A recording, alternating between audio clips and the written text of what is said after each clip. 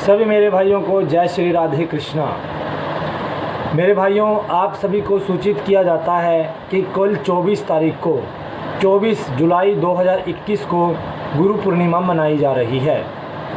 सभी अत्यंत प्रसन्नता से, हर्षोल्लास से इसका आयोजन अपने अपने गुरुओं के स्थान पर जाकर करेंगे।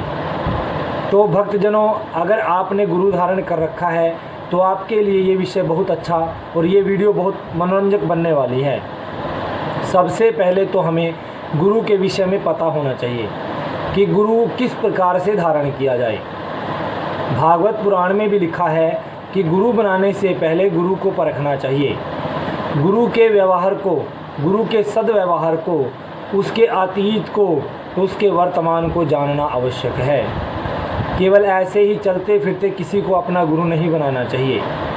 और गुरु का भी एक कर्तव्य है कि वो भी शिष्य की परख रखे, शिष्य को बार बार उसकी परीक्षा ले। ये नहीं है कि चलते फिरते किसी को ही गुरु दीक्षा दे दी।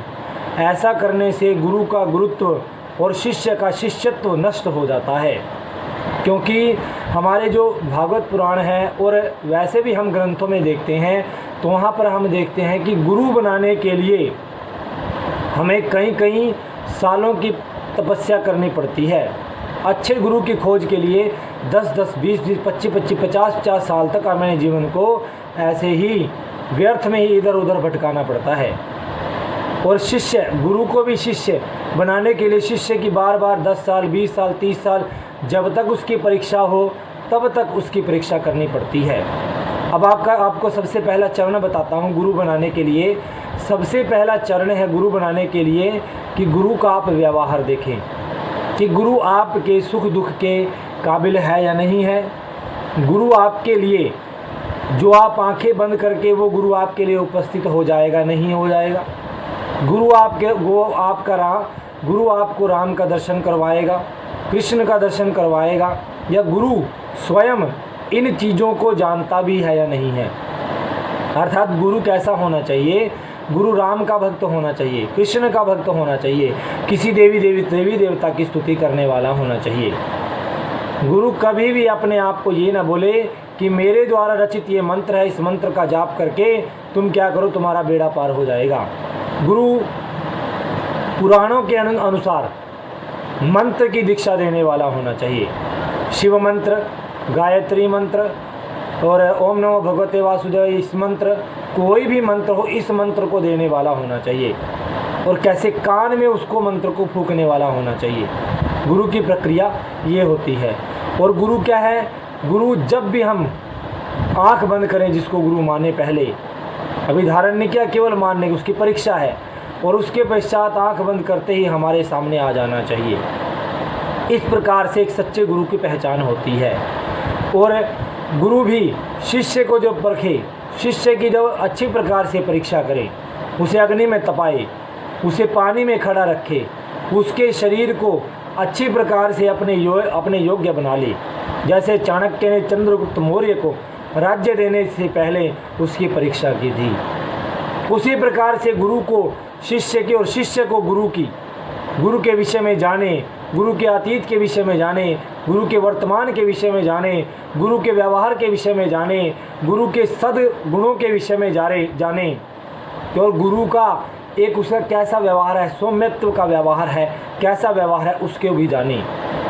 अगर कोई ऐसा जीवन में मिलता है गुरु जो सौम्य है, सरल है, सीधा है, और जो किसी से किसी भी प्रकार का छल कपट नहीं करता, जो कभी भी भौतिक सुख सुविधाओं में लीन नहीं रहता, तो ऐसे गुरु को ही गुरु बनाना चाहिए। ऐसा नहीं है कि चलते फिरते किसी को ही अपने काम को साधने के लिए हम अपना गुरु बना लें। ऐसा बनाने से अगर हम स्वार्थ के लिए किसी को गुरु बनाते हैं तो वो क्या है, वो ठीक नहीं है। तो गुरु को भी शिष्य की परीक्षा करनी चाहिए, शिष्य को भी गुरु की परीक्षा करनी चाहिए। गुरु क्या है? भगवान का नाम लेने वाला होना चाहिए। गुरु कभी भी अपने आप को शो न करे, और कभी भी ऐसे व्यक्ति से दीक्षा न ले जो स्वयं कहता हो कि मैं गुरु दीक्षा दूंगा। क्योंकि जो स्वयं गुरु दीक्षा दे रहा है, पहले उसके विषय में जाने कि वो उसने कितनी दीक्षा ली है, उसने कहीं से दीक्षा ली भी है, नहीं ली है, या ऐसे ही वो बोल रहा है। क्योंकि ऐसे करने वाले कई बार वो मनुष्य ना तो वो गुरु अपने आप को उतारता और न ही वो दूसरों को उतारता है। केवल क्या होता है, दोनों ही उलझ कर इसी संसार में रह जाते हैं। इसलिए गुरु को जानने से पहले, गुरु दीक्षा लेने से पहले गुरु के विषय में जाने। और शिष्य को, जब कोई गुरु अपना शिष्य बनाता है तो शिष्य के विषय में गुरु जाने, उसके अतीत के विषय में जाने, वर्तमान के विषय में जाने और उसके लिए भविष्यत काल की अनेकों प्रकार की जो उसकी अवसर होते हैं उन अवसरों को उसके सामने प्रस्तुत करे। तब वो गुरु और शिष्य एक दूसरे को लेकर साथ में चलते हैं। मेरा आपको जागरूक करने का केवल यही एक उद्देश्य है ताकि आप अपने धर्म के प्रति कट्टर बने और धर्म की सच्चाई को जानें, गुरु के विषय में जानें, अपने पुराणों को पढ़ें, भागवत महापुराण को पढ़ें। इस प्रकार से अगर आपने सच्चे गुरु की खोज करनी है तो सबसे पहले आप पुराणों को पढ़ें। उसमें गुरु के जो लक्षण दिए गए हैं उन लक्षणों को आप जानकर उसके अनुसार गुरु धारण करें। सभी को गुरु पूर्णिमा की हार्दिक शुभकामनाएं। जय श्री राधे कृष्णा।